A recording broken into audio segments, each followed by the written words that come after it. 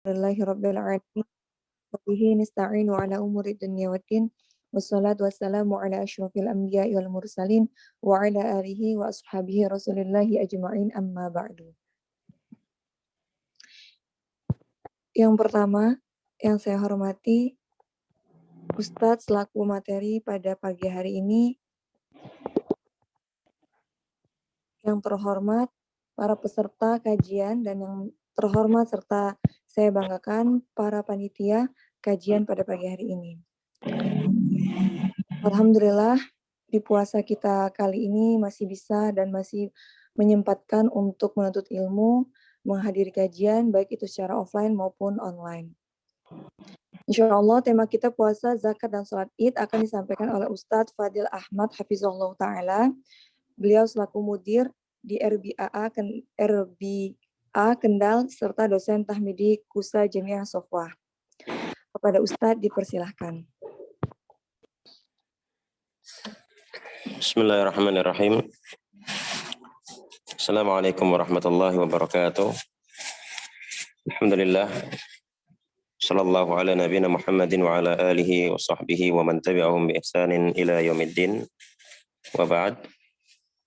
Alhamdulillah pada pagi hari ini di pertengahan bulan Ramadan kita dipertemukan oleh Allah Subhanahu wa taala di satu forum kajian khusus bulan Ramadan yang insyaallah akan mengambil tema pembahasan tentang zakat, puasa, dan juga nanti insyaallah kita akan sambung juga dengan pembahasan tentang sholat Id. Ya. Dan buku yang akan kita bahas adalah matan kitab Bidayatul Mutafaqih karya Syekh Dr. Wahid Abdul Salam Bali, hafizahullah ta'ala. Beliau adalah salah seorang ulama besar di negeri Mesir, dan bukan kebetulan beliau adalah rektor kami di Safa University. Alhamdulillah, insyaallah kita akan ambil pembahasan zakat, puasa, dan nanti untuk pembahasan salat Id entah sampai apa tidak, karena pembahasan zakat dan puasa ini cukup panjang juga. Tapi kita tidak akan memperlebar pembahasan, yang penting kita memahami apa yang menjadi poin-poin pentingnya, hal yang paling urgen dari apa yang disampaikan oleh Syekh di sini. Ya, semoga Allah Subhanahu wa taala memberikan kemudahan kepada kita untuk melakukan hal-hal yang baik, hal-hal yang positif, dan senantiasa memberikan kemampuan kepada kita untuk menjalankan ketaatan kepadanya. Dan tidak lupa kita berdoa kepada Allah Ta'ala, berharap kepadanya agar senantiasa diberikan kesehatan dan juga keberkahan dalam segala aktivitas kita. Baik, kita langsung saja masuk pada pembahasan Kitabuz Zakat.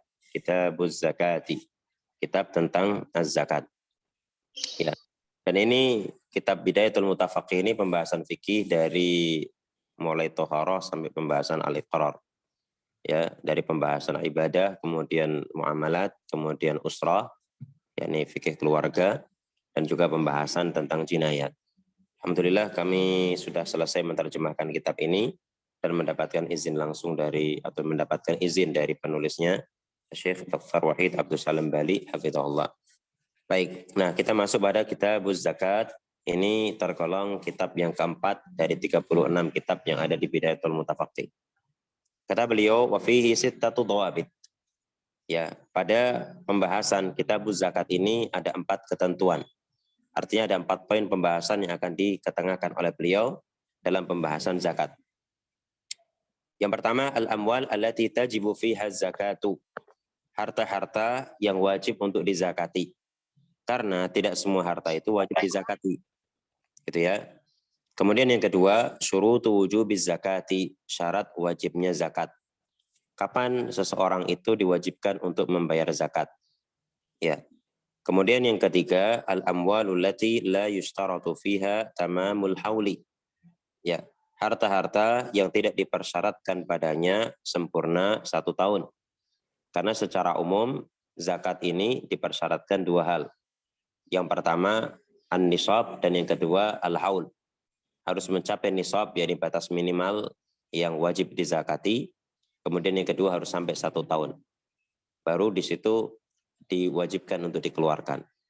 Walaupun di sana ulama mengatakan wajibnya zakat itu apabila telah mencapai nisab. Sementara wajibnya menunaikan zakat apabila harta yang mencapai nisab itu bertahan selama 1 tahun tidak kurang dari nisabnya.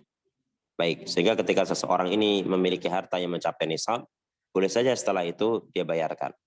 Tapi tidak ada keharusan. Ada keharusan kalau sudah 1 tahun berlalu atau berjalan dan hartanya tidak berkurang dari nisab. Maka saat jatuh tempo 1 tahun ini wajib untuk membayarkan zakat. Tapi di sana ada harta-harta yang tidak dipersyaratkan berlalu 1 tahun. Ya, nanti akan dibahas ya, insyaallah. Poin yang keempat, maqadiru az-zakat. Ya, maqadiru az-zakat, ukuran, takaran dan besaran zakat. Ya, berapakah zakat yang harus dikeluarkan dari zakat ini dan zakat itu akan dibahas pada dhawabat atau ketentuan yang keempat. Baik, nah kemudian yang kelima, ahlu zakati. Ahli zakat. Ahli zakat di sini artinya adalah orang-orang yang berhak untuk menerima zakat. Ya. Kemudian yang keenam, alladzina la yujzi'u daf'u zakati lahu. Orang-orang yang tidak sah untuk diberikan zakat kepada mereka. Ya, karena di sana sebagian orang kadang udah berikan zakat saja, tapi dia harus memperhatikan. Di sana ada pihak-pihak yang tidak sah untuk diberikan zakat kepada mereka. Dan ini insya Allah akan kita bahas. Baik, kemudian berikutnya, adzabitul awwalu, ketentuan yang pertama. Al-amwalu lati tajibu fiha zakatu khamsah. Ya, harta yang wajib dizakati ada 5. Harta yang wajib dizakati itu ada 5. Yang pertama, al-asman. Apa itu al-asman? Al-asman adalah emas dan perak dan semua yang berfungsi sebagai alat tukar. Makanya nanti uang, kertas ya, itu juga termasuk barang yang dizakati karena dia bagian dari al-asman. Ya, kemudian yang kedua, bahimatul an'am, binatang ternak. Tapi nanti binatang ternak itu ada ketentuannya. Binatang ternak yang dizakati adalah as-saimah. As-saimah. Saimah adalah binatang ternak yang digembalakan di tempat terbuka sehingga si pemiliknya ini tidak mengeluarkan biaya untuk memberikan makan. Ya, ini namanya as-saimah. Jadi binatang ternak yang digembalakan. Ya, ada binatang ternak yang tidak digembalakan, namanya ma'lufah. Kalau ma'lufah ini dia adalah binatang yang diternakkan tapi makanannya disuplai oleh sang pemilik, dibiayai. Ya, kalau orang sini, orang Jawa sini yang diaretkan gitu ya. Baik rumputnya dia yang cari, bahkan terkadang sampai beli. Nah, kemudian tinggal dikasihkan di kandang.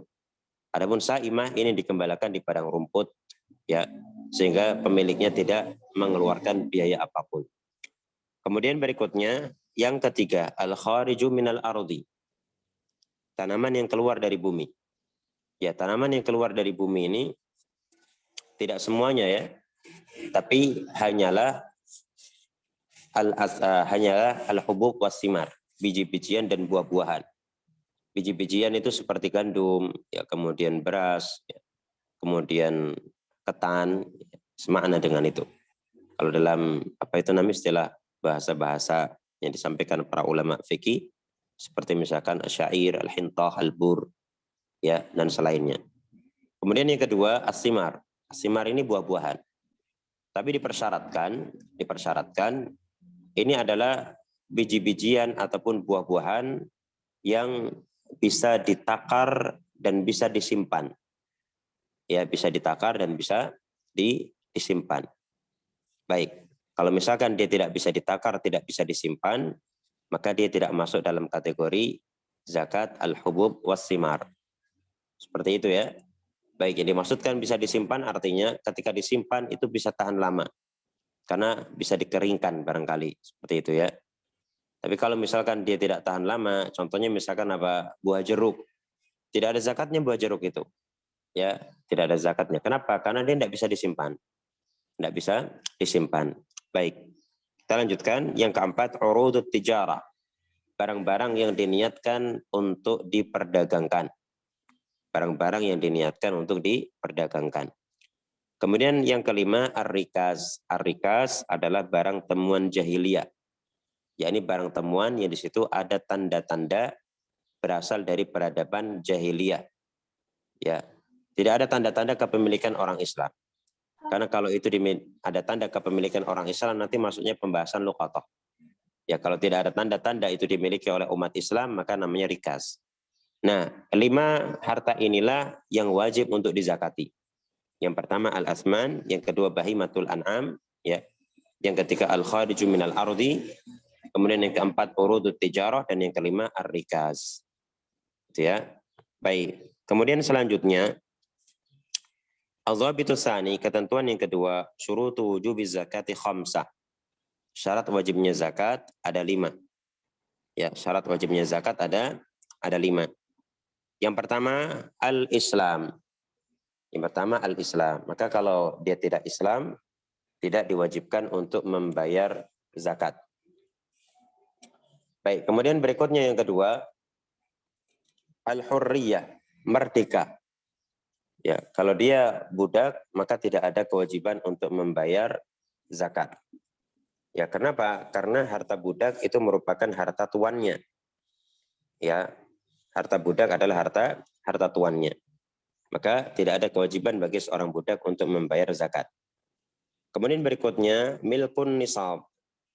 Milkun nisab, syarat wajibnya bayar zakat adalah harta tersebut mencapai nisab. Dan nanti akan diterangkan ya, nisab-nisabnya itu berapa saja insya Allah. Kemudian syarat yang keempat, tamamul milk. Tamamul milk ini artinya sempurna dalam kepemilikan. Maksudnya bagaimana? Apa ada harta yang tidak sempurna dalam kepemilikan? Ada. Ya, jadi kesempurna dalam kepemilikan itu artinya menjadi milik dia sudah 100%. Ya, kita ambil contoh misalkan, yang belum sempurna dalam kepemilikan. Ada seorang tukang, ya, seorang tukang bangunan. Ya, dia disewa untuk membangun sebuah rumah dengan model borongan. Ya, dibayar 100 juta jadi.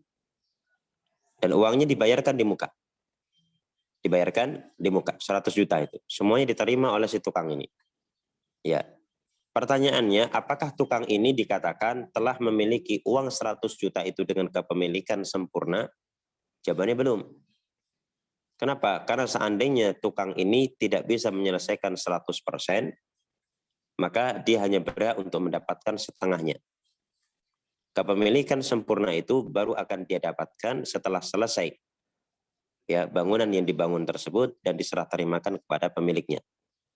Nah, baru setelah itu ada tamamul milik, kepemilikan sempurna. Ya. Nah, kasus yang sama juga terkait dengan masalah mahar. Terkait dengan masalah apa? Masalah mahar. Seorang wanita ketika dia diakad, maka otomatis dia mendapatkan mahar 50%. Ya, baru setelah dia dukhul, ya, maka dukhul ini digauli ya, digauli, atau dia telah menyendiri berdua-duaan yang memungkinkan untuk berhubungan biologis. Itu namanya dukhul. Nah, ketika seorang wanita ini dia diakad, maka dia otomatis mendapatkan hak 50%. Satu contoh misalkan dia mendapatkan mahar senilai 50 juta. Kita anggap 50 juta telah mencapai nisab. Ya. Tapi 50 juta ini belum menjadi milik sang wanita secara 100% kecuali setelah sang wanita ini dukhul dengan suaminya. Gitu ya. Ketika mujaradul akad hanya sekedar akad, maka sang wanita ini walaupun disebut di majelis akad maharnya adalah 50 juta, sejatinya dia baru dapat 25 juta. Baru hak 100% 50 juta itu akan dia terima setelah dia dukhul dengan suaminya. Baik ya, nah ini namanya tamamul milik, kepemilikan secara sempurna. Maka harta yang belum dimiliki secara sempurna tidak ada kewajiban zakat terhadapnya. Kemudian syarat wajib yang keempat. Ya. Tamamul haul illa fi arba'ati amwalin. Sempurna 1 tahun kecuali pada 4 harta. Artinya syarat wajib untuk mengeluarkan zakat itu harus sempurna 1 tahun. Kalau belum sempurna 1 tahun, 1 tahun ini 1 tahun qamariyah ya. Maka tidak ada kewajiban untuk membayar zakat. Saya kasih sebuah ilustrasi. Dalam negara Islam itu petugas zakat memiliki kewenangan yang sangat besar. Ya, kewenangannya adalah mendata orang-orang yang terlihat memiliki harta-harta zakat. Ya. Nah, kemudian setelah diketahui harta tersebut milik si A misalkan mencapai nisab, maka ini harus dilihat. Ya, tidak bisa petugas zakat langsung minta saat itu. Petugas zakat akan menunggu selama 1 tahun. Nah, baru setelah 1 tahun wajib dia membayar zakat. Kalau belum 1 tahun, tidak ada kewajiban untuk membayar zakat. Seperti itu ya. Baik. Kemudian berikutnya, al-dhabitus tsalis, ketentuan yang ketiga. Ya, ini kawan-kawan ini rata-rata mahasiswa apa? Fakultas apa ini? Mahasiswa fakultas apa ini kira-kira? Rata-rata. Kalau panitianya dari pendidikan agama Islam, Ustaz. PAI. Ya, jurusan keguruan. Insya Allah. Ya, jadi ini ya, gampang ya. Kita lanjutkan. Kalau ingin dasar-dasar dalil-dalilnya nanti pembahasannya tidak cukup nanti. Saya kasih tasawurat saja. Ya, penggambaran saja dari apa yang disampaikan Syekh di sini. Baik, berikutnya al-dhabitus tsalis, ketentuan yang ketiga. Al-amwalu lati la yushtaratu fiha tamamul hauli arba'atun. Harta yang tidak disyaratkan padanya harus sempurna 1 tahun untuk dizakati ada 4. Jadi ada 4 harta yang tidak dipersyaratkan harus sempurna 1 tahun baru bisa dizakati. Apa saja? Yang pertama, al-khariju minal ardi. Tanaman yang keluar dari bumi. Ya, al-khariju minal ardi. Tanaman yang keluar dari bumi. Yang tadi yang saya sebutkan, al-hubub wasimar. Ya, buah-buahan, apa biji-bijian dan buah-buahan. Ini tidak dipersyaratkan sempurna 1 tahun. Ya, kenapa? Karena nanti dikeluarkannya pada saat dia panen. Ya, sebagaimana disebutkan di dalam firman Allah Subhanahu wa taala tentang zakat al-kharij minal ardh ini, wa atu haqqahu yauma hasadihi. Dan tunaikanlah haknya, yakni zakatnya yauma hasadihi, pada saat hari dia dipetik. Baik, atau dipanen. Kemudian berikutnya nataju bahimatil an'am. Ya, nataj bahimatil an'am. Hasil perkembangbiakan binatang ternak. Maksudnya bagaimana? Maksudnya begini, misalkan seorang dia memiliki kambing sejumlah 40. Ya, sebagaimana nanti akan saya tuliskan di sini ya. Kambing ini kan nisabnya 40. Minimal dia punya 40 baru ada zakat. Kalau kurang itu tidak ada kewajiban zakat. Nah, misalkan seorang dia memiliki 40 kambing. Ya, maka kalau 40 kambing zakatnya adalah 1 kambing. Ya. Qaddarallah wa ma syaa fa'al, 40 kambing ini masing-masing kambingnya melahirkan 2. Ya, melahirkan berapa? 2. Anda melahirkan 3. 1 kambingnya melahirkan 3. Berarti 40 kali 3 berapa? Ya, 40. Ya, benar ya, 40 kali 3. Berarti berapa? Jangan 40 kali 3. 120. 120. 120 tambah 40 tadi kan? Berarti 160. Nah, kalau 160, kalau panjenengan antum semua lihat di sini, nanti pantunun lihat semua di sini, berarti harusnya zakatnya 2 kambing. Ya, karena ketentuannya dari angka 121 sampai 200 itu zakatnya 2 kambing. Gitu kan? Tapi persoalannya anak ini atau bayi kambing ini yang jumlahnya 120 hasil lahiran dari 40 kambing yang masing-masing kambing lahir 3 kambing, ini baru lahir 2 bulan sebelum jatuh tempo zakat. Ya kan? Jadi yang mencapai haul itu baru 40. Sementara yang 120 belum mencapai haul. Kenapa? Karena pas jatuh tempo atau jatuh haul itu kambing baru usia 2 bulan. Nah, ini 120 ini apakah dia ada haul sendiri ataukah mengikuti induknya? Jawabannya mengikuti induknya. Jadi tetap nanti 1 tahun dari nisab indukannya ini menjadi perhitungan juga bagi janin-janin atau bayi-bayi kambing yang terlahir 2 bulan sebelum 1 tahun itu. Ya, jadi nanti bayarnya bukan satu dengan asumsi kan yang sudah yang sudah 1 haul kan yang 40. Tidak, bayarnya 2. Kenapa? Karena 40 ditambah 120. Ya kan? 40 tambah 120 jadinya kan 160. 160 berarti masuk dalam baris yang kedua. Yakni bilangan antara 121 kambing sampai 200 kambing zakatnya adalah 2 kambing. Itu yang dimaksudkan oleh penulis nataj bahimatil an'am. Jelas ya? Jadi hasil perkembangbiakan binatang ternak itu haulnya mengikuti induknya. Mengikuti induknya. Seperti itu. Kemudian yang ketiga, ribhut tijarah, keuntungan dagang. Keuntungan dagang ini juga tidak memiliki haul sendiri. Dan ini nanti dibahas dalam zakat perdagangan. Ya, dalam zakat perdagangan misalkan ada seorang memiliki sebuah usaha, nilai usahanya itu sudah mencapai nisab.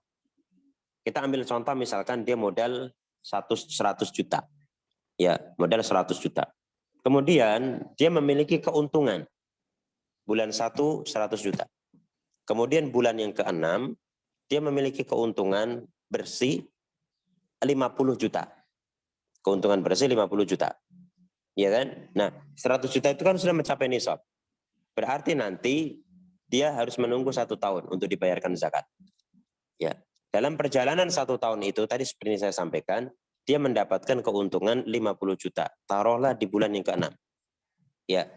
Berarti harta perdagangan dia totalnya adalah 120 juta.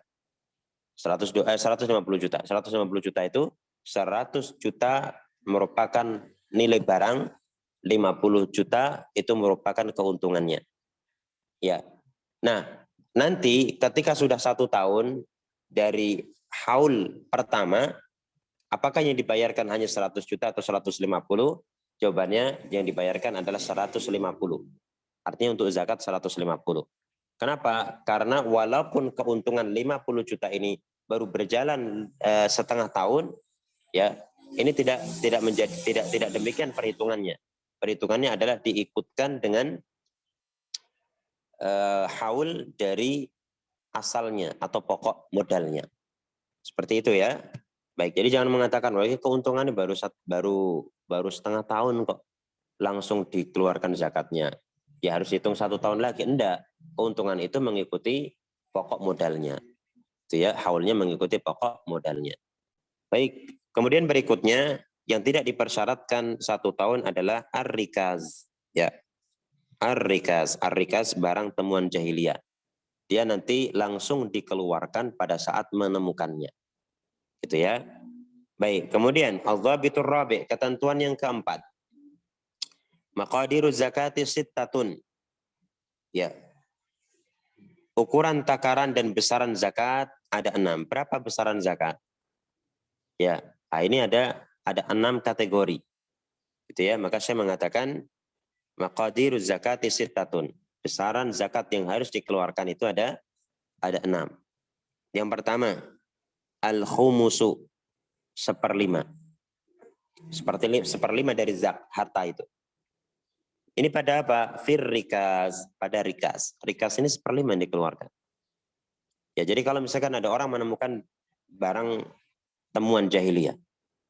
Ya, taruhlah dia temukan nilainya adalah 50 juta. Kita ambil contoh, nilainya 50 juta. Ya, zakatnya berapa yang diambilkan? Yang dibayarkan 1/5. Maka ambillah 1/5 dari 50 juta itu. Berarti berapa? 10 juta kan? 10 juta dia bayarkan sebagai zakat. Dan zakatnya diarahkan ke siapa untuk rikas? Untuk rikas ini diserahkan ke Baitul Mal, ke negara, kemudian digunakan untuk kemaslahatan kaum muslimin. Ya, sebagaimana diterangkan oleh sebagian ulama seperti Syekh As-Suwair ya, hafizahullah taala dalam syarah Manhajus Salikin, ini untuk rikas tidak diserahkan ke fakir miskin, tapi diserahkan ke Baitul Mal, ke negara yang 1/5 itu, yang mana nanti peruntukannya adalah untuk kemaslahatan kaum muslimin. Gitu ya. Baik, selanjutnya tentang rikas, masih tentang rikas. Kan tadi diambil zakat 1/5. Nah, kemudian nanti 4/5-nya ini dimiliki oleh sang penemu. Ya, maka dalam hukum agama kita, kalau kita menemukan misalkan ini, kendi? Apa itu namanya? Guci ya. Guci antik misalkan. Guci antik zaman Majapahit. Guci antik zaman Singasari misalkan. Nah, ini menjadi milik kita itu. Ya. Nah, kemudian zakatnya kita keluarkan aja 1/5 dari nilai apa itu namanya? Guci tersebut. Seperti itu ya. Baik. Kemudian setelah itu menjadi milik kita. Kemudian berikutnya yang kedua al-ushr. 10%. Ya, fil khariji minal ardi bila mu'natin. Ini dibebankan zakat 10% ini pada al-kharij minal ardi, tanaman yang keluar dari bumi bila mu'natin tanpa biaya pengairan maksudnya. Nah, nanti masalah pembayaran begini, kalau untuk zakat perniagaan, zakat pertanian itu begini. Pertama, biaya semua berapa? Dari mulai bibit, dari mulai pekerjanya, itu biaya berapa? Ya, kita ambil contoh misalkan semua biaya 5 juta. Ya, biaya 5 juta. Maka 5 juta ini dikeluarkan terlebih dahulu. Kita ambil contoh misalkan komoditi ini kalau dijual totalnya adalah 50 juta. Tadi ada biaya pengeluaran semua total 5 juta. Maka berarti nanti yang dihitung adalah komoditi senilai 45 juta. Jelas ya? Kita ambil contoh misalkan. Kita ambil contoh. 5 juta itu untuk beras adalah senilai, misalkan, saya bukan petani sih soalnya jadi bingung saya itu nyontohkannya. Ya, jadi misalkan 5 juta ini kita ambil ya, kalau bahasanya etok-etok gitu ya. Pura-pura lah gitu. Jadi misalkan ini 5 juta ini senilai dengan 50 kilo. Ya, senilai dengan 50 kilo. Ya, sementara nanti akan diterangkan bahwa nisab zakat pertanian itu kira-kira 900 kilo. 5 wasak itu, kira-kira 900 kilo. Nah, kalau misalkan 900 kilo ini dipotong 50 kilo, berarti kan tidak mencapai nisab. Kalau tidak mencapai nisab, tidak ada zakatnya. Ya, kalau nanti dia mencapai nisab, taruhlah 1 ton. 1 ton dipotong 50 kilo. Berarti kan masih sisa 950 kilo. 950 kilo masuk nisab.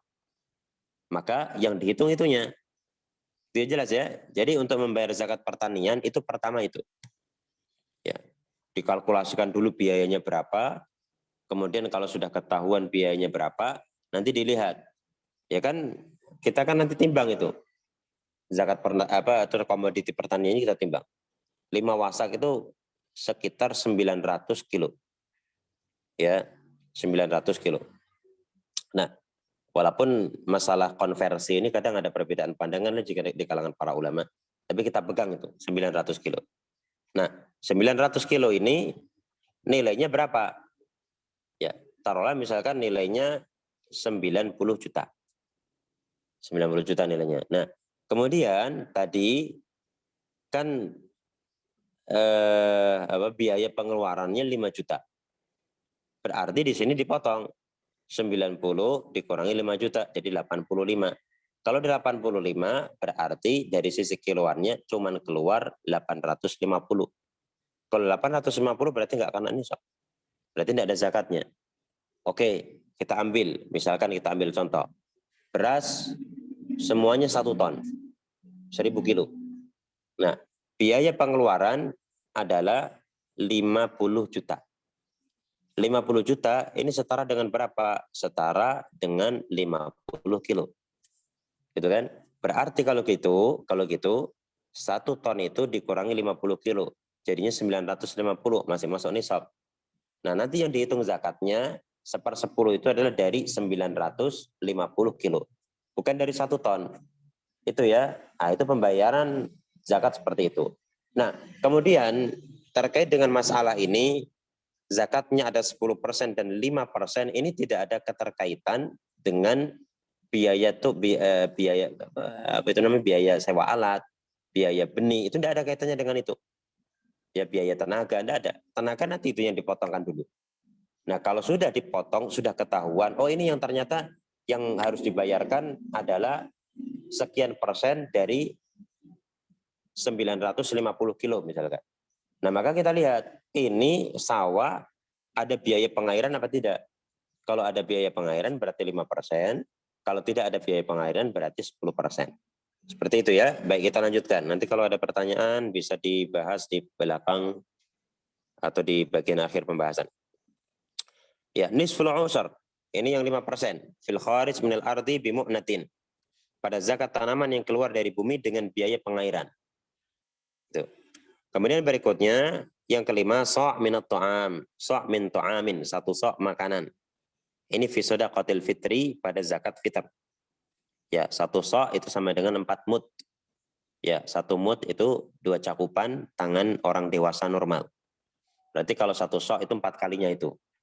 4 kalinya 1 cakupan 2 tangan orang dewasa normal. 1, 2, 4, 1, 2, 3, 4 itu jadi 1 so'. Gitu ya. Kalau ukuran konversi sekarang itu kebanyakan para ulama menyarankan 3 kilo untuk beras.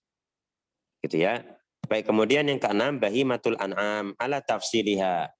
Binatang ternak sesuai perinciannya. Nah, kalau binatang ternak ini ada rinciannya. Tapi sayangnya di dalam kitab ini tidak disebutkan rinciannya, ya. Nanti kalau kita ada waktu kita akan kembali ke rincian. Sekarang kita akan bahas ketentuan yang kelima. Adzabitul khamis. Ahluz zakati samaniyatun. Ya, ahluz zakat, orang yang berhak menerima zakat ada 8. Ya, tidak 9, tidak 10.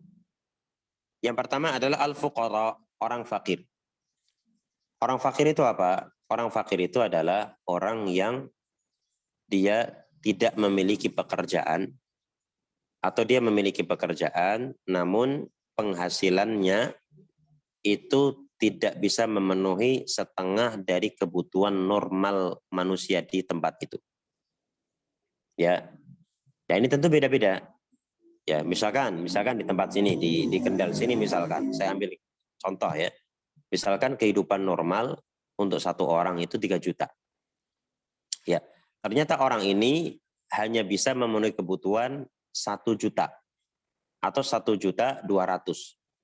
Nah, 1.200.000 itu kan nggak ada setengah dari 3 juta. Maka ini namanya fakir. Gitu ya. Baik. Kemudian yang kedua, wal masakin, dan orang miskin. Ahli zakat yang kedua adalah orang miskin. Orang miskin adalah orang yang memiliki pekerjaan, ya, bukan orang tidak punya kerja, dia punya pekerjaan. Namun pekerjaannya ini tidak bisa untuk memenuhi kebutuhan normalnya. Hanya saja dia bisa memenuhi setengah lebih dari kebutuhan normalnya. Nah, ini agak lebih baik daripada fakir kondisinya.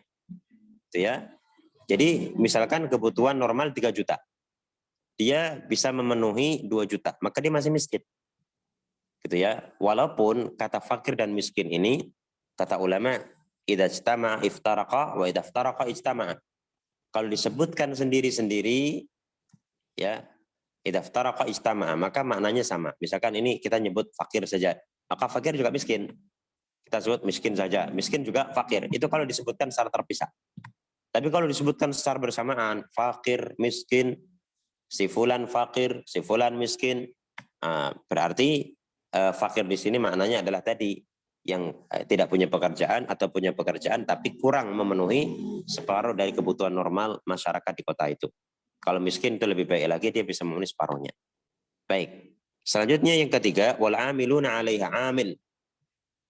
Amil zakat. Amil zakat itu siapa? Amil zakat adalah orang yang diberi tugas oleh negara untuk mengumpulkan zakat dan mendistribusikan zakat.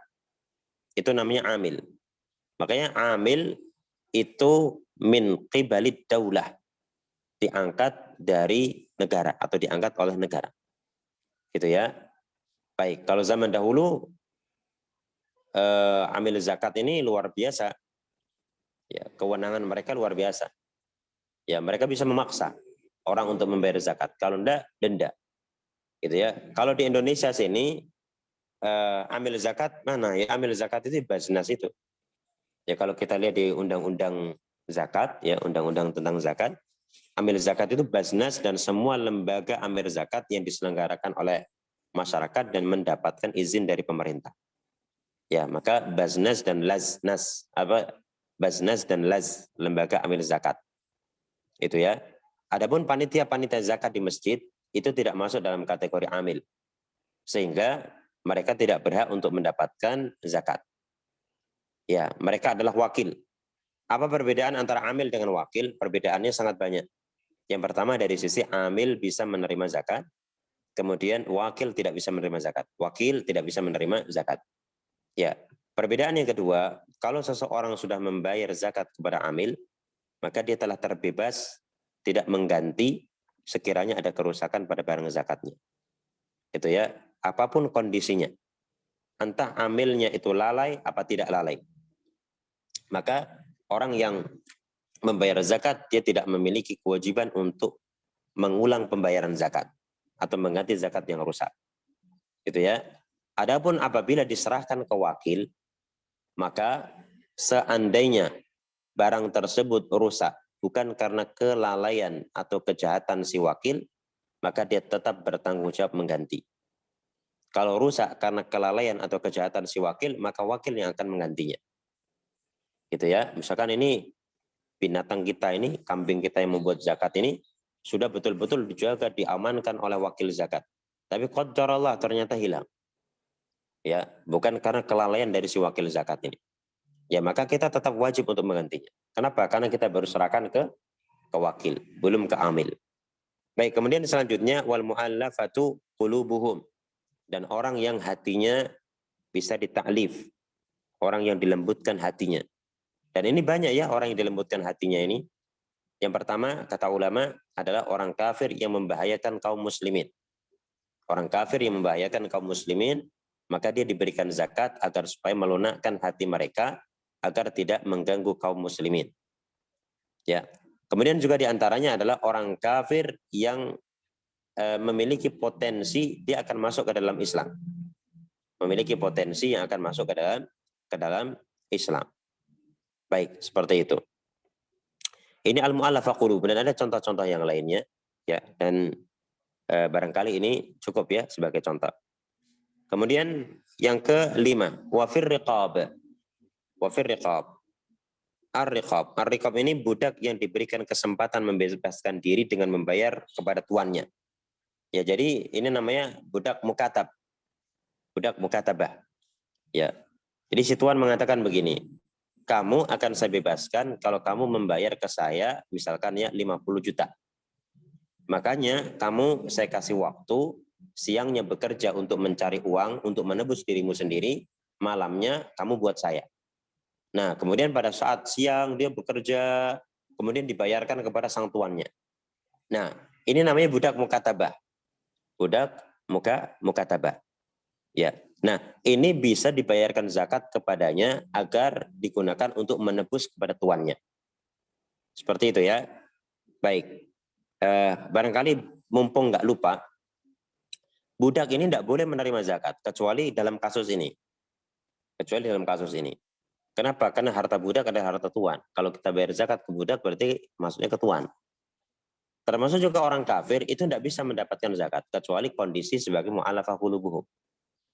Ya, jadi tidak bisa misalkan kok zakat untuk mensejahterakan seluruh rakyat Indonesia itu tidak bisa. Ya. Karena rakyat Indonesia itu heterogen, majemuk. Kalau dia orangnya orang non muslim, maka tidak bisa dia apa itu namanya?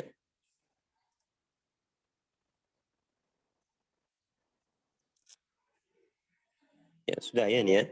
Nah, maka dia tidak bisa untuk diberikan zakat kalau dia bukan mu'allafah qulubuhum. Tidak bisa. Jadi ini untuk mensejahterakan rakyat Indonesia, tidak mensejahterakan kaum muslimin Indonesia. Adapun orang-orang yang non muslimnya dia diberi zakat karena ketentuan atau karena alasan mungkin dia akan bisa tertarik dalam Islam, memeluk Islam, atau dia memiliki bahaya terhadap kaum muslimin sehingga perlu dikasih zakat sebagai upaya untuk meredam mazarat dia terhadap kaum muslimin. Baik, selanjutnya wal gharimin. Gharim adalah orang yang berhutang, dan ulama mengatakan orang yang berhutang ini ada dua macam. Yang pertama gharim li ghairihi dan gharim li nafsihi. Gharim karena orang lain dan gharim karena dirinya sendiri. Ya, kalau gharim orang yang berhutang untuk dirinya sendiri, li nafsihi untuk dirinya sendiri, ya orang yang berhutang untuk kepentingan dirinya, ya, untuk makan, untuk ini itu, untuk kepentingan dirinya. Dan dia tidak bisa melunasi hutangnya. Maka ini kategori gharim li nafsihi. Kalau dia gharim li nafsihi, dia boleh dikasih apa? Kalau dia gharim, dia boleh dikasih zakat untuk melunasi hutangnya. Yang kedua ada namanya gharim li ghairihi. Gharim li ghairihi ini adalah orang yang berhutang karena faktor orang lain. Bagaimana maksudnya? Maksudnya begini, misal si A dan si B. Si A punya masalah dengan si B. Ya, si A punya masalah dengan si B ya. Si B ini bilang, kamu tidak akan saya maafkan kecuali kamu membayar ke saya 5 juta. Ya, kamu tidak akan saya maafkan kecuali kamu membayar ke saya 5 juta. Ini kata si B. Si A bilang, saya tidak punya ini uang segitu. Ya, terus kalau kamu nggak punya, sudah kita musuhan lagi.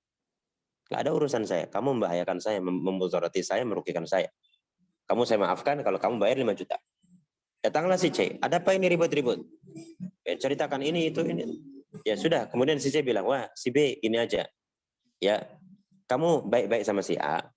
Masalah uang 5 juta itu saya yang tanggung. Saya yang tanggung. Akhirnya si C ini punya hutang kepada si B. Iya kan? Nah, maka si C ini namanya gharim li ghairihi. Maka dia boleh dikasih zakat untuk dibayarkan kepada si B. Baik, kemudian selanjutnya. Wa fi sabilillah. Wa fi sabilillah. Sabilillah adalah orang yang berperang di jalan Allah. Ya, orang yang berjihad di jalan Allah Subhanahu wa taala namanya sabilillah. Termasuk di dalamnya penuntut ilmu agama dan para dai. Nah, ini dikatakan oleh para ulama ya seperti yang disampaikan oleh dosen kami bahwa penuntut ilmu itu termasuk dari kalangan sabilillah. Termasuk juga para dai yang mereka itu fokus di dalam mengajar agama, ini juga termasuk dari kalangan sabilillah. Itu ya. Termasuk juga orang yang haji, itu termasuk dari kalangan sabilillah. Maka mereka berhak untuk mendapatkan zakat. Tapi ada catatan-catatan di situ ya, ada catatan-catatan di situ. Seperti misalkan seorang dai, tetapi payah, dia punya usaha, mobilnya bagus, ya tidak ya. Tapi dia seorang dai yang fokus di situ, seorang penuntut ilmu yang fokus di situ, sehingga dia tidak punya kemampuan, tidak punya waktu ya untuk mencari harta sehingga bisa mencukupi kebutuhannya. Maka orang yang semacam ini dia diberi zakat. Baik, selanjutnya yang ke-8 Ibnu Sabil. Ibnu Sabil adalah orang yang kehabisan bekal di perjalanan, hatapun dia orang kaya. Walaupun dia orang kaya di tempatnya. Baik. Kemudian berikutnya adzabitus sadis, ketentuan yang ke-6. Alladzina la yujzi'u daf'u zakati lahum khamsa. Orang-orang yang tidak sah diberikan zakat kepada mereka ada 5. Yang pertama al-kafir. Kafir tidak sah untuk diberikan zakat kepada mereka. Maka sekali lagi tadi dikatakan, wah ini zakat untuk mensejahterakan masyarakat Indonesia, tidak bisa kita terima konsep itu. Ya. Kemudian yang kedua, ar-raqiq, budak. Tadi seperti yang dikatakan oleh para ulama, bahwa harta budak adalah harta tuannya. Ya. Kemudian yang ketiga, al-ghani, orang kaya. Baik, orang kaya. Orang kaya ini orang yang dia memiliki kecukupan dalam kehidupannya. Ya, memiliki kecukupan dalam kehidupannya, maka dia tidak boleh diberikan zakat kepada mereka.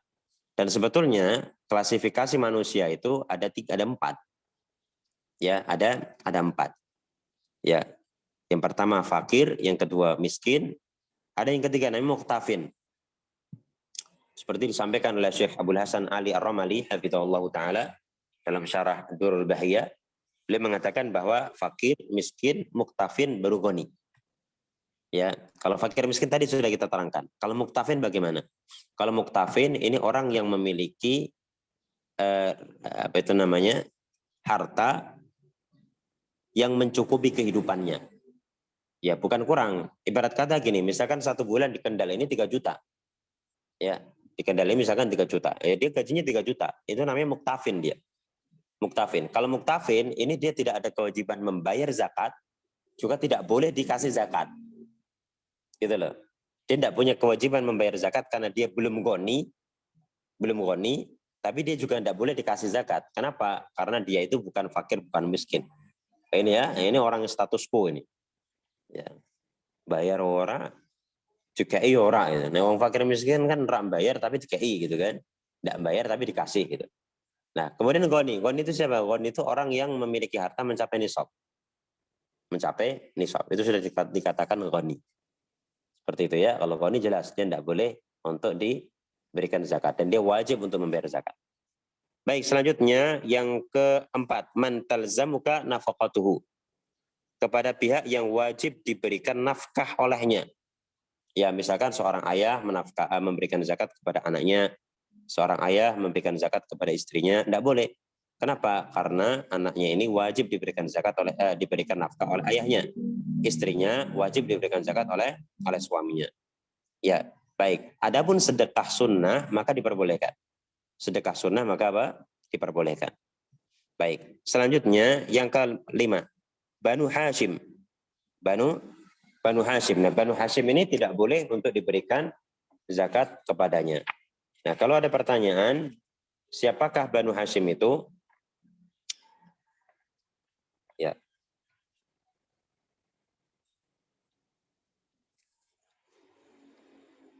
Ya, Banu Hashim ini adalah keluarga Nabi Shallallahu Alaihi Wasallam. Ya, adalah keluarga Nabi Shallallahu Alaihi Wasallam. Baik, ini selesai pembahasan zakat. Kemudian kita masuk puasa ya. Betul, masih ada waktu ini. Masih ada Ustaz. Ya, oke, siap.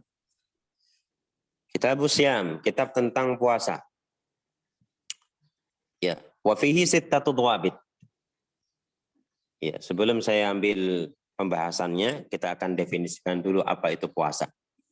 Ya. Puasa adalah al-imsak anil muftirat, al-hissiyah wal ma'nawiyah. Ya, min tulu'il fajri tsani ila ghurubi syamsi ma'an niyyah.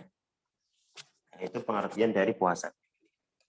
Puasa adalah al-imsak anil muftirat, menahan dari segala yang membatalkan, al-hissiyah dan ma'nawiyah. Ya, jadi di sini pembatal puasa itu ada 2, hissi dan ma'nawi. Hissi ini membatalkan ibadah puasa itu, yakni harus diqadha ya.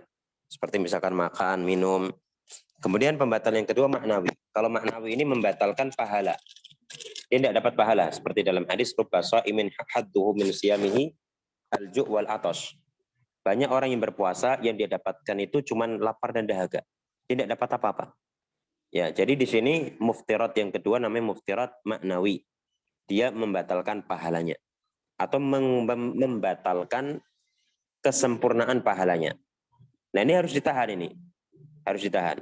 Jadi al-imsak anil muftirat, menahan dari segala yang membatalkan, al-hissiyah wal ma'nawiyah. Min tulu'il fajri tsani, dari sejak subuh. Dari sejak apa? Subuh. Ila ghurubi syamsi, sampai tenggelamnya matahari. Ma'an niyah, disertai dengan niat. Maka kalau tidak ada niat, ya nggak ada puasa. Nggak dianggap puasa. Ya. Dari sini kita ketahui bahwa puasa ini dimulai dari terbitnya fajar yang kedua, yakni subuh, sampai tenggelamnya matahari. Gitu ya. Baik, selanjutnya, dan ini merupakan kemudahan dari Allah SWT.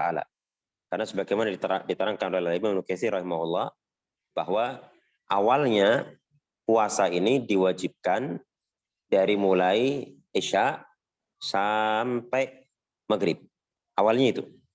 Ya, jadi orang ini boleh makan minum kalau sudah Maghrib. Ya, sampai kapan? Sampai Isya. Sampai Isya. Nah, kalau misalkan dia itu sebelum Isya itu tidur, maka setelah atau bangun maka bangun tidur dia juga nggak boleh makan. Ya, azan ngantuk dia tidur, nggak boleh makan dia. Ya kan belum isyaan, iya belum isyaan, tapi dia udah tidur. Nah kemudian terjadilah apa itu namanya sebuah kisah, ya seorang ini dia dalam kondisi seperti itu, makanya dia jalankan terus puasanya dan di siang hari dia tidak kuat. Lalu dengan izin Allah Taala, Allah Subhanahu Wa Taala meringankan puasa tersebut dan mereka diperbolehkan untuk makan dan minum dari maghrib sampai subuh. Kata Allah Taala, "Fakulu washrabu hatta kan al-an wabtaghu ma kataballahu lakum wa kulu washrabu hatta yatabayyana lakum al-khaytul abyadu min al-khaytil aswadi min al-fajr summa atimmus siyama ila lail." Baik. Kita ambil pembahasan wa fihi sittatu dhawabit. Pada pembahasan kitab Siyam ini ada 6 ketentuan. Yang pertama, syurutu wujubis saum, syarat wajibnya puasa. Kapan orang itu wajib berpuasa? Yang kedua, syurutu sihhatis saum, syarat sahnya puasa. Ya, kapan puasa dianggap sah? Yang ketiga, sunanus saum, sunnah puasa. Yang keempat, al-muftirat, pembatal puasa. Yang kelima, al-ayyamul mustahabbu siyamuha, hari-hari yang disunahkan untuk dipuasai. Yang keenam, al-ayyamul manhi an siyamiha, hari-hari yang dilarang untuk dipuasai. Baik, terkait dengan dhabit atau ketentuan yang pertama, syurutu wujubis siyam khamsatun. Syarat wajib puasa itu ada 5. Yang pertama, dukhulus syahr, masuknya bulan. Artinya kalau belum masuk bulan tidak wajib, ya kan? Dan masuknya bulan puasa ini ditandai dengan ru'yatul hilal, dengan melihat hilal. Dan kalau tidak bisa terlihat hilal karena mendung, maka disempurnakan bilangannya 30 hari. Seperti itu ya. Kalau mendung, ini berbeda dengan pendapat Nabilah. Baik, selanjutnya yang kedua, al-Islam. Syarat wajib puasa yang kedua Islam. Nah, kalau tidak Islam, dia tidak ada kewajiban puasa. Yang ketiga, al-bulugh, sudah balik. Ya, syarat wajib puasa sudah balik. Kalau dia belum balik, tidak wajib puasa. Ya, apa tanda balik? Apa tanda balik? Nah, tanda balik itu yang pertama, ihtilam, mimpi basah. Baik laki-laki atau perempuan. Ya, kemudian yang kedua, mohon maaf, untuk perempuan sudah haid. Ya. Kemudian tanda berikutnya, mohon maaf ini juga untuk perempuan ini sudah keluar buah dadanya, sudah muncul buah dadanya. Kemudian yang keempat, ya mohon maaf juga sudah tumbuh rambut di sekitar kemaluan. Ya, nah kalau ini tidak ada, maka mengarah kepada usia 15 tahun. Dan ini usia 15 tahun Qamariyah, bukan Syamsiyah. Ya. Baik, nah ini kalau misalkan ada tanda satu dari tanda-tanda ini, berarti dia udah balik. Maka dia udah wajib puasa.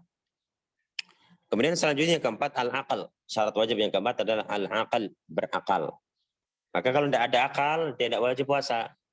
Ya, orang gila tidak wajib puasa. Yang kelima yang terakhir, al-qudratu ala siyam. Al-qudratu ala siyam. Mampu berpuasa. Kalau dia tidak mampu berpuasa, maka tidak ada kewajiban untuk berpuasa. Dan mampu al-qudrah ala siyam ini, kemampuan berpuasa ini yang lawannya tadi tidak mampu.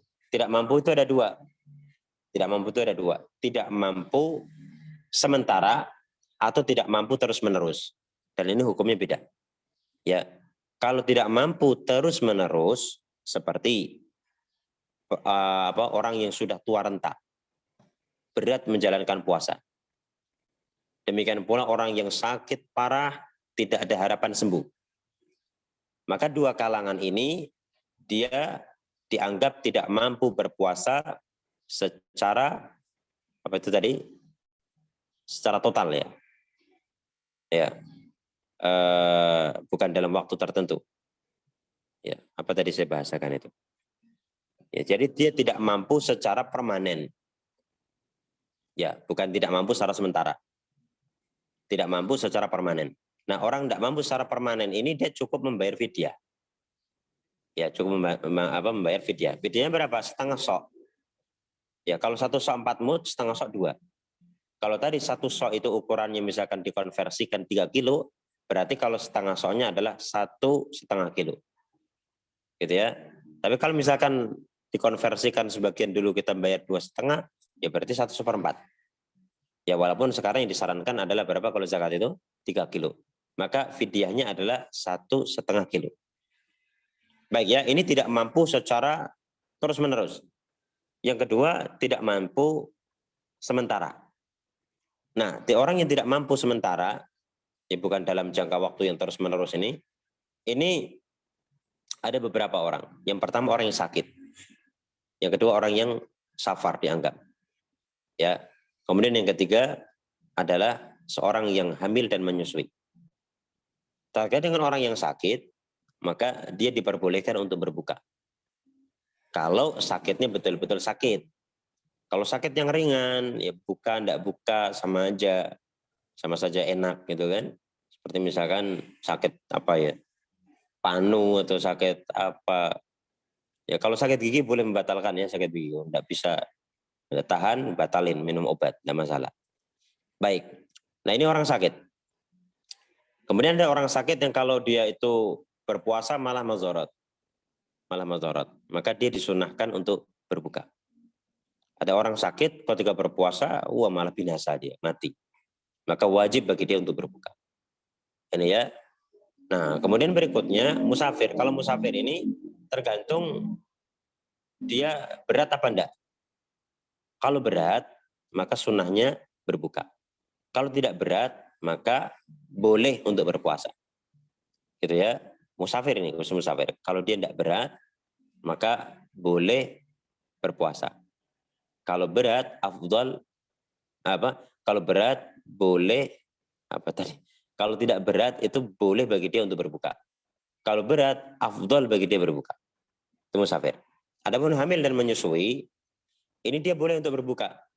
Terus bagaimana dengan puasanya? Kalau tadi kan orang yang sakit dan orang yang musafir kan dia ganti di waktu lain. Saya kira untuk ayatnya kita enggak, udah paham semua. Nah, kemudian kalau untuk yang hamil dan menyusui bagaimana? Nah, ini ada rincian. Ada rincian dalam masalah ini. Kalau dia mengkhawatirkan anaknya atau janinnya, ya, maka dia mengqadha dan membayar fidyah. Ya, kalau yang dia khawatirkan adalah dirinya sendiri dan anak atau janinnya, maka dia cukup untuk mengqadha. Saya ulang ya, kalau misalkan dia itu mengkhawatirkan janinnya atau anaknya yang dia susui, ya, yang dimaksudkan mengkhawatirkan ya ada data-data medis ya. Dokter mengatakan, Bu, ini kalau jenengan sih tidak masalah, Bu. Tapi anak jenengan, anak Anda ini nanti akan mempengaruhi pertumbuhannya kalau Anda memaksakan puasa. Akhirnya si ibu ini dia berbuka. Berbuka ini karena siapa? Kekhawatiran terhadap siapa? Anaknya. Maka dia mengqadha dan membayar fidyah. Gitu ya. Kalau yang dia khawatirkan adalah dirinya. Ya, dokter bilang, Bu, kalau janinnya sih tidak masalah, tapi Andanya. Kalau Anda paksakan puasa. Akhirnya dia berbuka. Dia berbuka karena siapa? Karena dirinya. Maka dia cukup untuk membayar, dia cukup untuk mengqadha. Ya.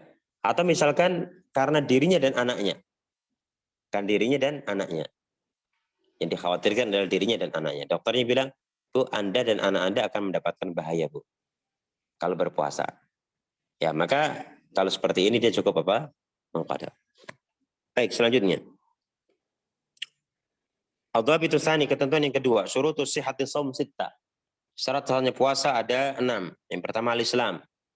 Yang kedua al-aql. Yang ketiga at-tamyiz. Tamyiznya usia 7 tahun ya. Usia 7 tahun. Kemudian yang keempat an-niyat. Dan niat ini dia harus didatangkan sebelum subuh. Kata Nabi SAW, man lam yujmi siyam qabla al-fajri fala siyama lahu. Siapa yang tidak meniatkan puasa sebelum subuh maka tidak ada puasa baginya. Gitu ya. Baik, kemudian niat ini dibaca atau dihadirkan, dihadirkan. Ya, niat ini dihadirkan setiap malam. Bukan dia niat untuk 1 bulan. Tapi dia niat setiap malam. Kemudian yang kelima, inqita'u damil haid. Telah terhenti darah haid. Jadi maksudnya bagaimana? Maksudnya misalkan ada seorang wanita dia haid. Nah, pada waktu menjelang subuh dia suci. Dia suci. Nah, kemudian dia sahur, dia makan sahur, kemudian azan. Pada waktu azan dia dalam kondisi masih belum mandi. Bolehkah dia puasa? Sahkah puasanya? Puasanya sah. Walaupun sebetulnya yang demikian tidak begitu tergambar. Kenapa? Karena seorang wanita yang dia itu suci dari haid, ya di akhir malam, maka dia wajib untuk menjalankan sholat maghrib dan sholat isya di malam itu. Gitu ya, dia wajib menjalankan sholat maghrib dan isya di malam itu. Dan tidak mungkin tidak mandi kan? Pasti mandi. Sehingga pernyataan wanita yang sudah selesai haid, ya demikian pula wanita yang keenam ini, kita udah nifas, sudah selesai darah nifas, dalam kasus seperti itu, ini hampir tidak tergambar. Tapi kalau kita katakan wanita ini tidak haid, wanita ini tidak nifas, iya betul, itu syarat sahnya. Wanita yang tidak sedang haid, wanita yang tidak sedang apa? Nifas. Baik. Tapi kalau tadi kita gambarkan selesai menjelang sahur itu nggak tergambar. Dia dalam kondisi belum mandi kok sudah puasa. Kemudian yang ketentuan yang ketiga, sunanus shaum sittah. Sunah-sunah puasa itu ada 6. Yang pertama ta'jilul fitri, mempersegera berbuka. Ya ini pada saat setelah ketahuan ini maghrib langsung berbuka. Ya. Kemudian yang kedua takhirus sahur, mengakhirkan sahur. Ya, jadi sahur ini diakhirkan. Kata Nabi, ma yazalu ummati bi khair ma'ajjalul fitr. Umatku senantiasa dalam kebaikan sepanjang mereka mempersegerakan berbuka. Gitu ya. Yang ketiga az-ziyadatu fi amalil khair, menambah amalan khair, amalan kebaikan. Karena kaidahnya semua tempat yang utama atau waktu yang utama, amalan kebaikan akan dilipat gandakan pahalanya, amalan keburukan juga akan dilipat gandakan dosanya. Gitu ya. Kemudian wa qauluhu idza syutima inni shaim. Ucapannya apabila dia dicela mengatakan saya sedang puasa. Saya sedang puasa. Ini termasuk sunnah. Jadi misalnya dicela, di apa, dia bilang ini shaim, saya sedang puasa. Ya, tapi jangan ditambahi. Ya, saya sedang puasa loh, Pak, sekarang loh. Ya, tapi nanti setelah buka saya tak layani jangan. Nah, itu tidak boleh ya. Baik, kemudian yang kelima, doa indal fitri, berdoa ketika berbuka. Berdoa ketika berdoa. Kenapa? Karena saat berbuka itu doanya mustajab. Sebutkan dalam sebuah riwayat, inna lisaim inda fitrihi da'watan la turat. Orang yang berpuasa ketika berbuka, dia memiliki doa yang tidak ditolak. Ya, dia memiliki doa yang tidak ditolak. Iya, silakan ya. Baik, kemudian selanjutnya, dan dalam tata cara berdoa, ya seperti misalkan doa yang disebut dahabat doma'u itu semestinya dia tidak doa dulu, dia baca bismillah dulu, baru makan, baru minum, saya makan kurma terus minum, baru setelah itu dia berdoa dahabat doma'u. Kenapa? Karena dahabat doma'u itu kan artinya telah hilang dahaga. Dan dia belum minum kok, sudah bilang telah hilang dahaga, kan nggak cocok gitu kan. Maka dahabat doma'u itu dibaca setelah dia makan atau minum. Gitu ya, dan doa apapun bisa dibaca. Doa apapun bisa dibaca. Kemudian yang keenam, al-fitr ala rutabin fa in aduma fatamar fa in aduma fama. Nah, dia berbuka menggunakan rutab. Rutab itu kurma yang masih muda. Kurma yang masih muda. Kemudian kalau tidak ada maka kurma kering. Yang umum di pasaran Indonesia itu kurma kering. Kalau tidak ada maka cukup dengan air. Dan untuk pembahasan puasa saya akan akhiri di pembahasan dapat yang keempat. Al-muftiratu sab'ata asya. Ya. Perkara-perkara yang membatalkan itu ada 7. Ada 7 yang membatalkan. Yang pertama apa? Al-aklu awisyurbu amdan. Makan dan minum secara sengaja. Kalau tidak sengaja, tidak batal. Kata Nabi SAW, man nasya, ya, apa itu namanya? Kata Nabi sallallahu alaihi wasallam, "Man nasiya wa huwa sha'im fa akala aw syariba falyutimma shaumahu fa inna ma at'amahu Allah wa saqahu," kama qala. Ya. Baik. Ini makan dan minum tidak dengan sengaja. Kalau tidak sengaja tidak masalah. Dan termasuk makan dan minum, ini ada satu hal yang mungkin perlu kita perhatikan. Sebuah kaidah yang disampaikan oleh para ulama. Semua hal yang masuk ke dalam perut lewat jalannya, yakni lewat mulut, maka membatalkan puasa. Entah berfungsi sebagaimana fungsi makan dan minum atau tidak. Berfungsi sebagaimana fungsi makan dan minum atau tidak. Ini membatalkan puasa. Gitu ya. Misalkan apa? Misalkan dia pusing. Dia mau minum obat pusing. Ya, tanpa pakai pisang, tanpa pakai air. Ya kalau pakai pisang jelas kan udah makan pisang kan. Nah, sekarang dia minum pil. Ini enggak pakai pisang, enggak pakai air, dilek aja itu. Ya, batal apa tidak? Batal. Kalau dia mengatakan kan enggak makan.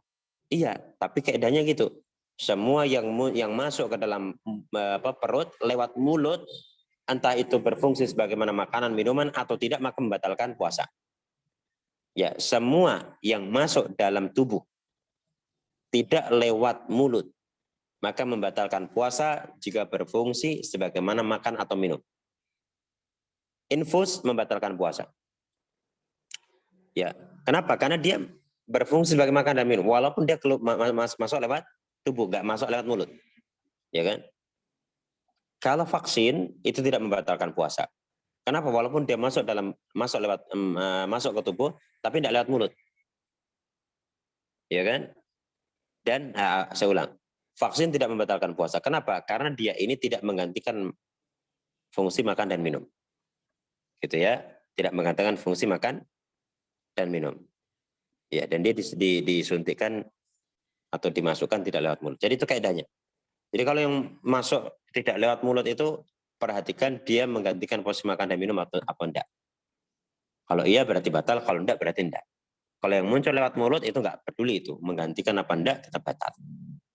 Gitu ya. Kemudian yang kedua al-jima' amdan, hubungan biologis dengan sengaja. Yang ketiga al-qayu amdan, muntah dengan sengaja. Kalau enggak sengaja muntah berarti enggak batal. Yang keempat al-istimna, al-istimna itu onani, itu juga membatalkan puasa. Yang kelima al-azm al-fitri, tekad untuk membatalkan puasa. Belum makan padahal, tapi dia bertekad membatalkan puasa. Udah batal puasanya. Saya tak batal nih puasanya nih. Boleh mangan, cari makan di warung, tidak ada warung buka. Udah batal dia. Ya, was tuasan tadi tak batalin, ternyata tidak ada warung. Gitu ya. Baik, kemudian yang keenam al-haid wan nifas, haid dan nifas. Ini membatalkan puasa walaupun sebelum maghrib persis. Enggak ada dispensasi. Dan yang ketujuh ar-riddah, murtad. Ya. Baik. Baik ya, dibuka ya pertanyaan, silakan.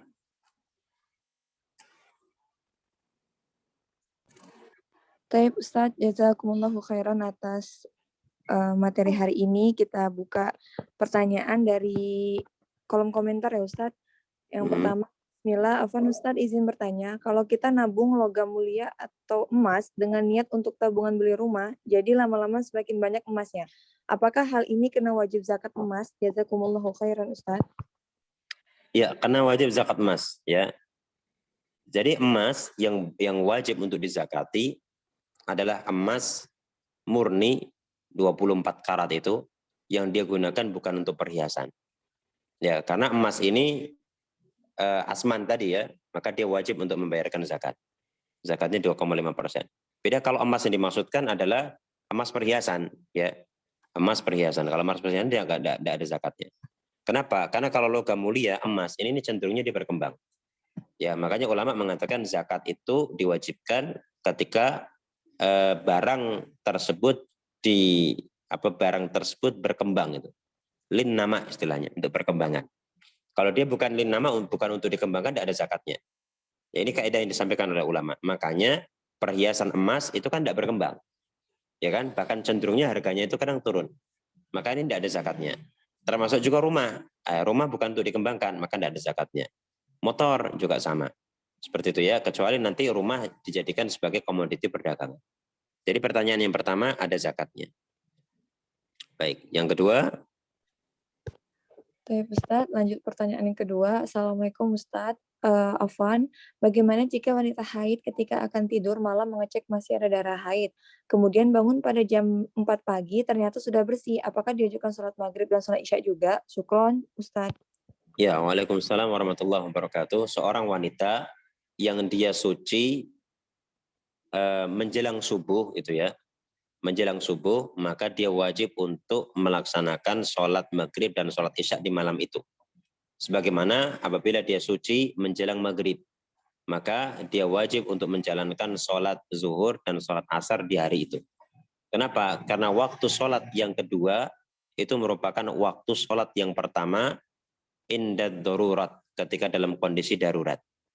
Seperti itu ya, ini diterangkan oleh para ulama demikian. Wallahu ta'ala a'lamu bissawab. Baik Ustaz, insya Allah pertanyaan dibatasi. Iya, saya baca sendiri ya. Oh, nah Ustaz. Ya, apakah panitia yang menerima dan membagikan zakat fitrah di masjid tidak boleh mendapatkan zakat? Bagaimana jika panitia tersebut juga orang membutuhkan? Baik, sebagaimana tadi disampaikan bahwa ada 8 asnaf ya, ada 8 golongan, dan biasanya panitia di masjid itu mendapatkan dengan asumsi mereka sebagai amil, dan ini tidak tepat ya, dan ini tidak tepat. Makanya karena mereka sebagai wakil, dan wakil tidak berhak untuk mendapatkan zakat zakat entah zakat mal atau zakat fitri. Nah, kemudian jadi ini jawabannya tidak boleh ya. Kemudian bagaimana jika panitia tersebut juga orang yang membutuhkan?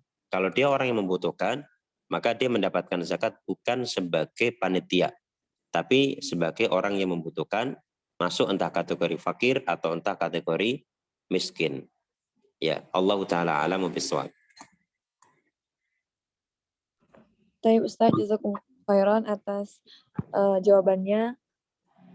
Sebelum mengakhiri sesi tanya jawab ini, kita ada satu kuis Ustaz. Jadi antum memberikan satu pertanyaan untuk peserta online, dan yang bisa menjawab dimohon untuk raise hand.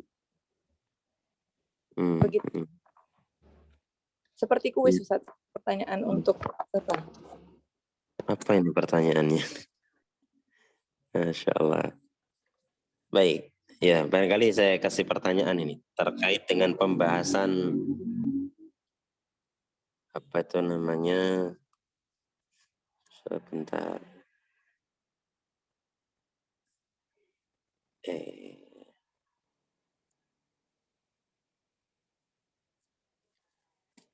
Ya. Apakah semua tanaman yang muncul dari tanah itu dizakati? Atau ada ketentuan khusus terkait masalah ini? Silakan. Silakan yang bisa menjawab untuk raise hand.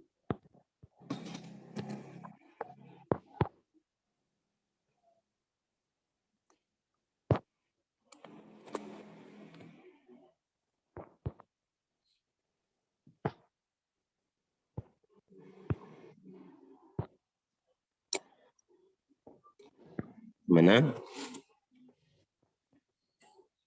Bagi peserta yang bisa menjawab pertanyaan Ustadz, silakan raise hand, atau perlu diulang sekali lagi Ustadz? Iya, saya ulang ya. Jadi tadi disebutkan zakat yang disebut al-kharij minal ardi, tanaman yang keluar dari bumi. Pertanyaannya, apakah semua tanaman yang keluar dari bumi, artinya ditanam oleh seseorang yang keluar dari bumi, jadi komoditi pertanian, itu wajib untuk dibayarkan zakat, atau ada ketentuan dan kriteria khusus? Silakan.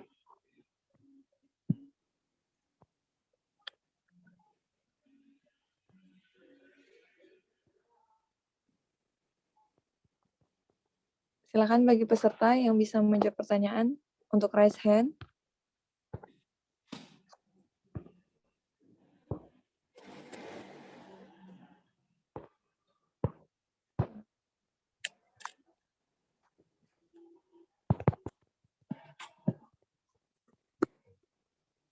Apa ganti pertanyaannya?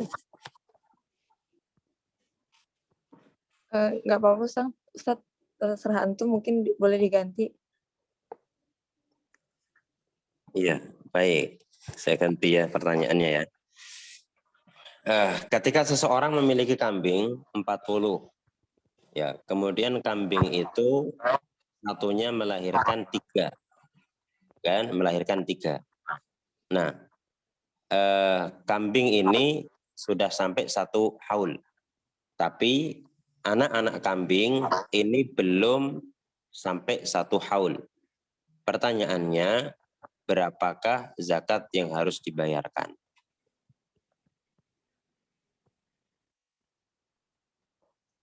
Silakan bagi peserta yang bisa menjawab pertanyaan untuk raise hand.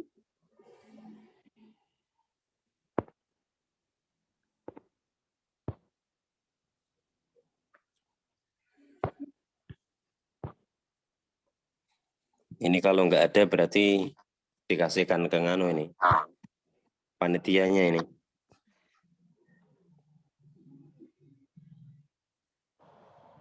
Silakan untuk Mbak Nurul, jika bisa menjawab pertanyaan Ustadz.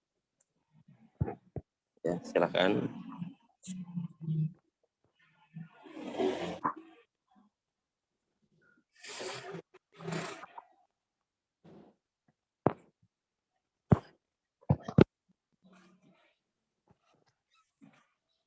Kasih yang lebih gampang lagi dah. Monggo Ustadz, mungkin ini antara bingung atau gimana, nggak tahu juga. Baik, pertanyaannya gini. Saya juga bingung ini pertanyaannya ini.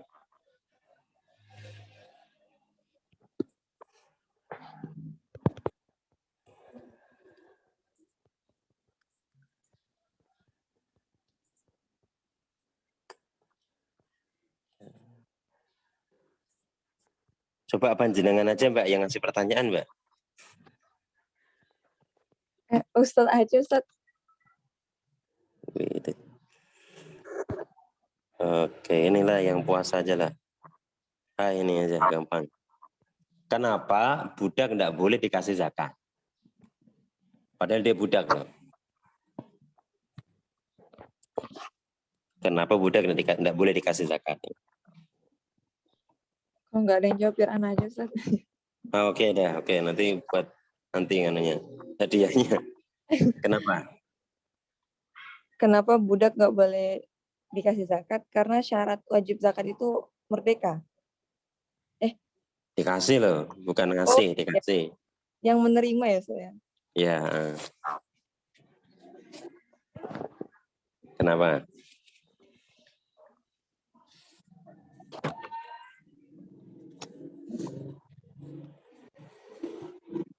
Kenapa budak tidak boleh dikasih zakat?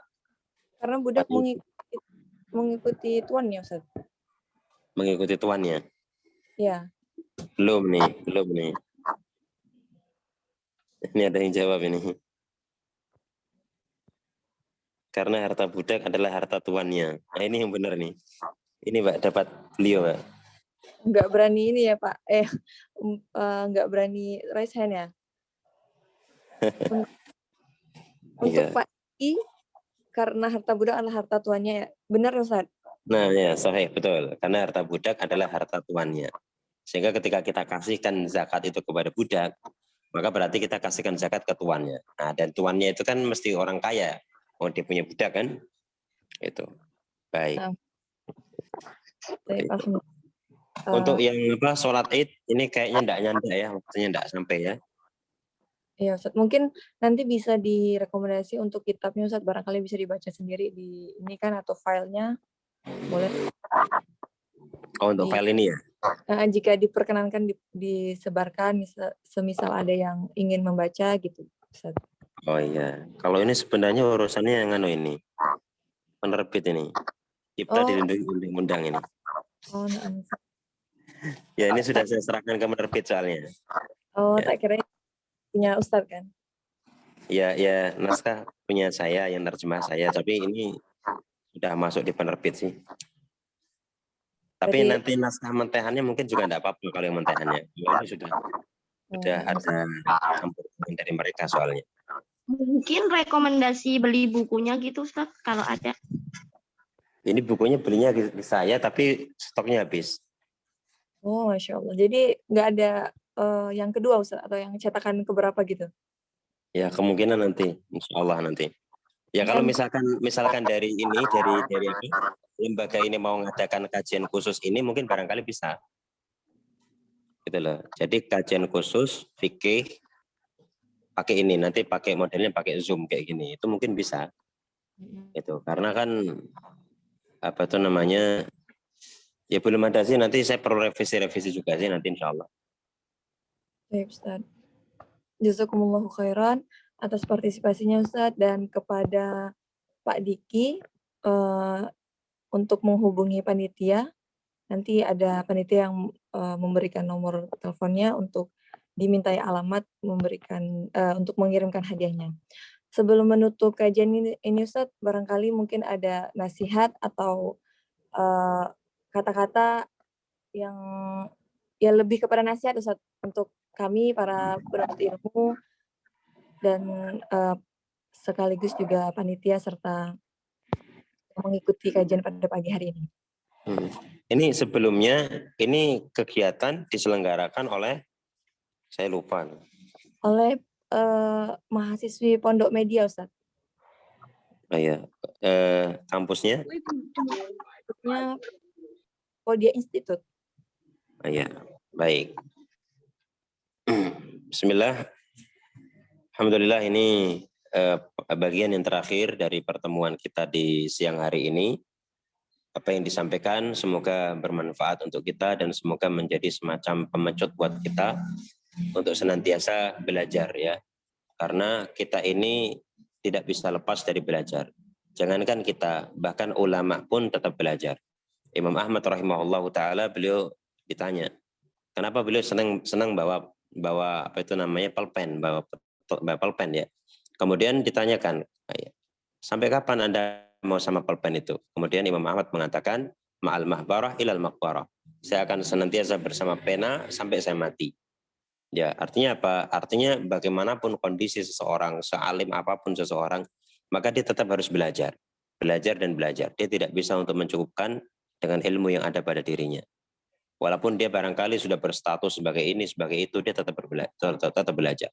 Dan satu pengalaman yang sangat menarik ya, teman-teman yang sekarang pada ikut apa itu namanya program kuliah ulum syar'iyyah wal arabiyah di Safwa University yang dipandegani oleh Syekh Dr. Wahid Abdus Salam Bali, itu banyak sekali bahkan dari para asatid ya, para ustadz yang membina dakwah di kotanya. Ya, itu mereka masih tetap belajar di situ, bahkan kedudukan mereka satu sebagai pembina yayasan ya, bahkan sebagiannya ada yang mudir, ada yang ini, mereka tetap belajar. Ya, kenapa? Karena belajar itu tidak mengenal usia, tidak mengenal status, ya, bahkan tidak mengenal status dia sebagai seorang ulama atau seorang ustadz. Maka nasihat buat saya pribadi dan juga buat kawan-kawan sekalian yang ada di forum ini, agar lebih bersemangat lagi untuk mempelajari ilmu agama Allah Subhanahu wa taala, dan semoga ini menjadi salah satu bekal bagi kita untuk apa itu namanya, sebagai bekal nanti di akhirat, sebagai penambah pundi-pundi amal, pemberat timbangan kita nanti di akhirat ya. Ini barangkali bisa disampaikan pada kesempatan siang hari ini. Semoga amal ibadah kita, puasa kita, kemudian apa itu namanya, ibadah qiyamul lail kita diterima oleh Allah Subhanahu wa taala. Mohon maaf atas segala kekurangan dan juga kata-kata yang kurang berkenan. Terima kasih banyak kepada teman-teman panitia dan juga teman-teman yang hadir di sini. Barangkali itu bisa saya sampaikan ya. Saya serahkan ke pembawa acara. Subhanakallahumma wa bihamdika asyhadu an la ilaha illa anta astaghfiruka wa atubu ilaik. Wallahu a'lam. Assalamualaikum warahmatullahi wabarakatuh. Waalaikumsalam. Jazakumullahu khairan Ustaz atas partisipasi serta waktunya. Semoga ini bisa bermanfaat untuk kita serta berkah dan menjadi amalan untuk Ustadz juga. Amin, amin. Saya selaku moderator meminta maaf atas kekurangan atau keterbatasan yang kami berikan. Semoga ini tidak menjadi sebuah penghalang kita untuk menuntut ilmu, apalagi di zaman yang penuh dengan teknologi saat ini. Saya ucapkan jazakumullah khairan Ustadz untuk partisipasinya sekali lagi. bermanfaat untuk kita semua. Saya akhiri, wabillahi taufiq wal hidayah. Wassalamualaikum warahmatullahi wabarakatuh. Kepada Ustaz dipersilakan. Waalaikumsalam warahmatullahi wabarakatuh.